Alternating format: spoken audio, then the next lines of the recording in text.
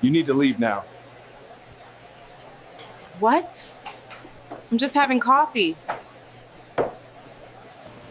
Are you leaving or do I need to remove You're you? making a mistake.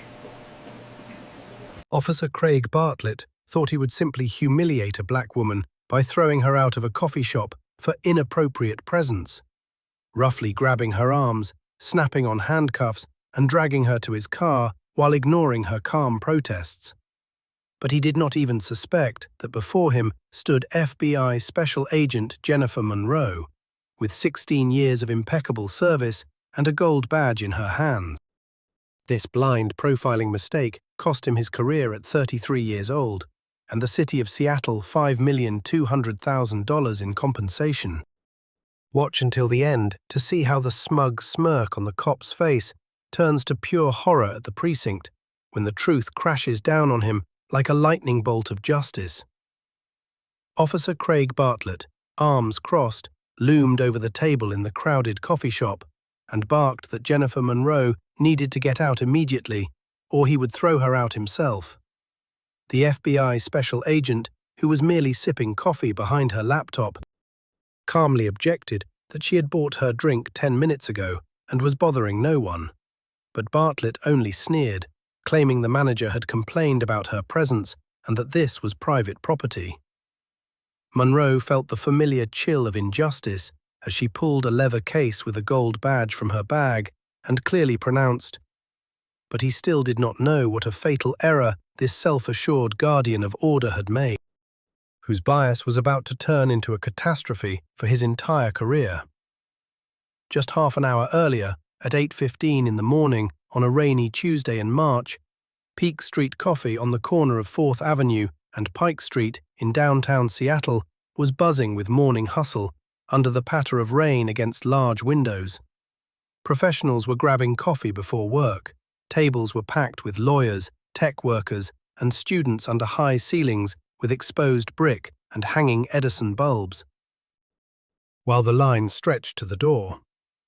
Jennifer Monroe, a 41-year-old FBI veteran with 16 years of impeccable service, had entered at 7:50, ordered a large black coffee and a croissant, settled by the window, and opened her laptop to prepare for an important meeting at 9:30 with a confidential informant for a federal investigation.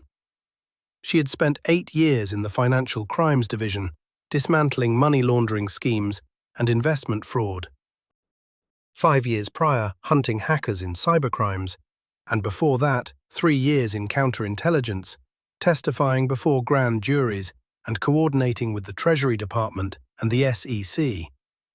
Colleagues called her the agent who never missed a detail, and superiors awarded her the Attorney General's Award for Distinguished Service. She was the embodiment of precision and composure. In dark jeans, a grey blazer over a white blouse, and low heels, Monroe looked like any businesswoman before a meeting. Her service credentials lay in her bag on the chair, and her weapon remained locked in her car since she was off duty. But for 24-year-old assistant manager Dylan Kershaw, who had worked here for 18 months after college with a degree in hospitality management, this quiet woman became a problem. He dreamed of his own cafe for the right crowd, mostly white professionals, and could not accept a black patron occupying a table for nearly 30 minutes on a single coffee during the rush. In his eyes, she did not fit the atmosphere. Probably homeless or unemployed, hanging out for free Wi-Fi, he thought, ignoring her impeccable appearance and the fact that others had sat for just as long. What happened next cost the city millions and destroyed the lives of those who dared to question her right to simply exist in a public space. Kershaw watched her for another 10 minutes, gathering courage, and then dialed the non-emergency police number, muttering to the dispatcher that a woman was abusing her stay and making customers nervous just by her look. Though when asked if she was threatening or violating rules, he only hesitated. She bought a coffee half an hour ago, but it is time for her to go. The dispatcher logged the call, and at 8:27, Bartlett arrived, a 33-year-old officer of the Seattle Department with 8 years of service and a troubling record. 11 complaints, 8 of them for profiling and excessive force against people of color, 3 confirmed with reprimands and retraining. Previously, he had harassed a black family at a park picnic, detained a Latino teenager without cause, and questioned an Asian photographer as a terrorist. Yet the system somehow kept him on patrol, noting only needs improvement in de-escalation. Bartlett entered, scanned the crowd, and immediately fixed on Monroe, the only one who, in his eyes, looked out of place. Approaching, he ordered her to leave, lying about customer complaints, though no one around was looking her way. Everyone was buried in their own business. Monroe pointed to her cup and said she was just working, but he raised his voice. "Are you leaving yourself, or do I need to remove you?" When she calmly introduced herself as an FBI agent and showed her badge with hologram and seal, Bartlett only snorted, "Anyone can print a fake. Stand up and hands behind your back." The coffee shop froze. People pulled out phones, and Monroe, maintaining composure, offered to call the Seattle FBI office for verification, but he barked, "Stand up right now." She chose not resistance, but documentation. She loudly announced for everyone that she was complying under protest as Special Agent Jennifer Monroe and asked witnesses to film. Bartlett roughly grabbed her arm, spun her around, and snapped the handcuffs too tight, leaving red marks on her wrists, despite her words, "No force needed. I am complying." The crowd was outraged. Someone shouted, "This is wrong. She did nothing." But he ignored it, dragged her outside, leaving her bag and laptop on the table, and shoved her into the patrol car. On the way to the station, Monroe mentally recorded every detail: time, words, actions, knowing this would become her weapon in the battle for justice that was about to crash down on her abusers like an avalanche. In the patrol car, while sirens did not wail, Jennifer Monroe sat shackled in handcuffs in the back seat, feeling the metal digging into her skin, leaving burning red marks on her wrists. But her mind remained cold and sharp as a blade. 16 years in the FBI had taught her to turn humiliation into evidence. Officer Craig Bartlett drove with a smug smirk, muttering under his breath that people like her always try to wiggle out with fakes, and he would now show who was the law here. But inside Monroe grew not rage, but icy confidence. She knew the cameras on his uniform, on the dashboard, and the phones of witnesses had already captured every second of this profiling stupidity, and this would become his grave. The 12-minute drive to the precinct seemed like an eternity. Monroe mentally fixed every word, every gesture, every time, ready to testify as in dozens of federal courts where she had crushed financial empires. Bartlett, unsuspecting of the gathering storm, dragged her outside, ignoring her request to state his badge number and supervisor's name, and pushed her into the station past the counter, where the desk sergeant immediately looked up with alarm in his eyes. He asked, and the officer proudly blurted. Monroe, without raising her voice, interrupted with icy calm. The sergeant's face turned white as chalk. He grabbed the ID that Bartlett fished from his pocket and stared at the gold badge, hologram, seal. Everything screamed authenticity. "She showed you an FBI badge," he growled, and Bartlett just shrugged with the same smug smirk. "Anyone can print a fake." The sergeant immediately dialed the Seattle FBI office number, and 3 minutes later, the confirmation roared like thunder. Special Agent Jennifer Monroe, active duty, financial crimes, 16 years of service. The smugness on Bartlett's face melted, replaced by confusion, and then pure horror.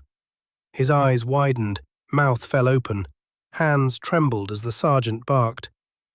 "You arrested an FBI agent for coffee in a coffee shop after checking her documents.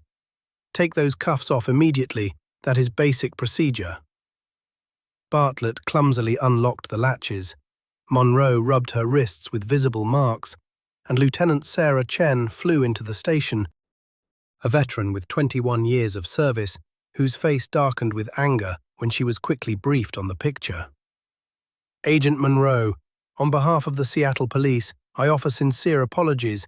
This is inexcusable," she said, and then turned to Bartlett, whose terror had already grown into panic. "Badge and weapon, administrative leave effective immediately," he mumbled. "Lieutenant, I was responding to a call," but she cut him off. "You arrested a federal agent for being black in a coffee shop. Hand it all over." And his shaking hand surrendered the badge. In that moment, his career collapsed like a house of cards under a hurricane of justice. But this was only the prologue of the reckoning. 2 hours later, videos exploded on social media with hashtags like "Coffee While Black," showing Monroe presenting her badge while still being dragged away in handcuffs. The FBI issued a statement of condemnation. The NAACP demanded an investigation, and civil rights advocates howled with outrage. Manager Dylan Kershaw, whose call started the chain, told the press, "I thought she was loitering, didn't know about the FBI."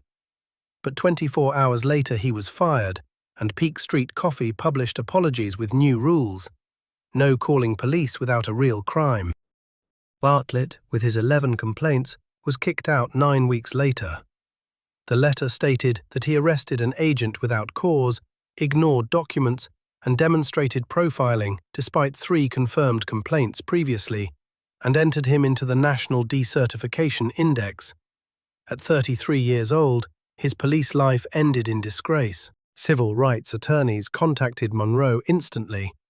This was not just an arrest, but a violation of civil rights, profiling, excessive force with tight handcuffs, and a failure in supervision. The lawsuit crashed down on Bartlett, Chen, Kershaw, the coffee shop, and the Seattle Police, with accusations of unlawful arrest, false imprisonment, discrimination, and failure of duty. City lawyers and the coffee shop's insurers, seeing the irrefutable videos, witnesses, and the involved FBI, surrendered in 10 months. $5,200,000 from the city, plus $800,000 from Peak Street Coffee's insurance. A total compensation that will not return dignity, but will strike the system. An internal police investigation revealed the disgrace. 11 complaints in 8 years, ignored witnesses, useless training. The Department of Justice opened a case on systemic practices, introducing reforms like immediate suspension after 5 complaints of discrimination, mandatory verification of federal documents before arrest, and civilian oversight. Monroe spoke at council hearings with power that froze the room. "I am an FBI agent with 16 years of service, with a badge in hand, in professional attire, quietly drinking coffee, and I am arrested because I am black. If this happens to me, what awaits ordinary people without badges and resources?" Her words echoed, forcing changes. Police introduced quarterly analysis of stops for racial disparities, FBI notifications during cop arrests, and real training. This story is proof that profiling does not end with a badge.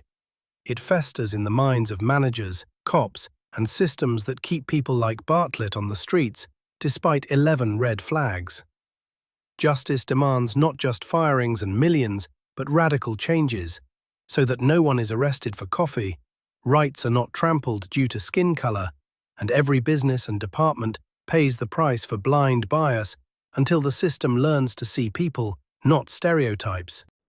If you believe the guilty got what they deserved, hit the like button and subscribe to the channel so you don't miss new investigations.